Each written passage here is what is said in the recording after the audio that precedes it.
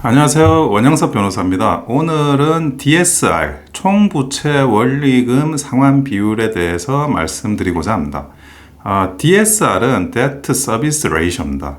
우리가 DTI를 이야기를 했는데 DTI하고는 조금 다른 개념인데요. 이거는 채무자의 연간 소득에서 각종 금융부채의 연간 원리금 상환액이 차지하는 비율을 지표로 삼은 겁니다. 근데 그러면 어떻게 다르느냐? 우리가 부채에 대해서 원리금은 계속 상환하고 있는데 아까 그 DTI 관련한 경우에는 이제 주택대출 원리금 상환 이런 거에 조금 그 중점이 있다 그러면 DSR은 신용대출, 학자금 대출, 장기 카드 대출 모든 대출에 대해서 다 적용을 하는 겁니다. 그걸 다시 다 어떤 지표상에 산정이 되기 때문에 보통 이제 DTI 그 대출 한도나 그런 기준보다 훨씬 더 엄격한 기준이라고 알려져 있는 게 DSR입니다. 그런데 이 DSR과 관련해 가지고 그 미국 같은 경우에는 한 43% 정도를 적절한 기준으로 삼아 가지고 이제 그 대출을 정하고 있고요. 그리고 보통 이제 DSR 40%면 적정하다고 봐요. 근데 DSR이 예를 들어 70%가 넘어간다. 그러면 앞으로 그 채무불이행에 빠질 대출자가 될 가능성을 굉장히 이제 높게 보고 있습니다.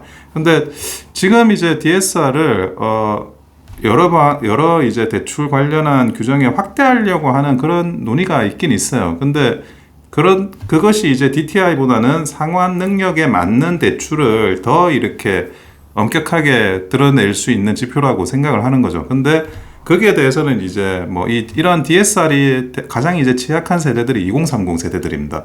2030 세대들은 신용대출 받을 일도 많고 학자금 대출 받아서 아직도 갚고 있는 중일 가능성이 많잖아요. 이런 2030들이 주택을 마련할 때 DSR 기준을 높인다면 훨씬 더 이렇게 주택을 마련할 수 있는 자금을 구하기가 힘들어지는 거죠. 그래서 그 관련한 DSR을 확대하는 거와 이런 이제 2030의 어떤 그런 정책적인 부분이 조화를 이루어야 되는 문제가 사실은 있는 겁니다. 그리고 저희가 모든 종류의 부채라고 이야기를 하지 않았습니까? 그래서 이제 전세자금 대출도 DSR이라는 고유학 개념이라고 하면 이 전세자금 대출의 반환까지 다 들어가야 되긴 해요.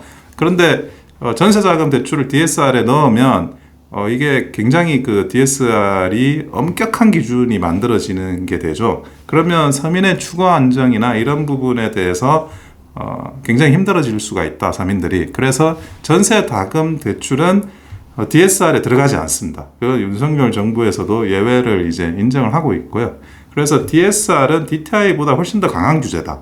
이런 강한 규제가 확대되는 거에 대해서는 여러 가지 장단점이 논의되고 있는 상황이다. 그런 말씀을 드리고 싶습니다. 그래서 우리가 LTV나 DTI나 이런 두 가지 지표는 아주 일반적인 지표라고 생각을 하시면 되고요. DSR은 아주 예외적으로 적용되는 더 엄격한 지표라고 생각을 하시면 됩니다. 이상 원영섭 변호사였습니다. 감사합니다.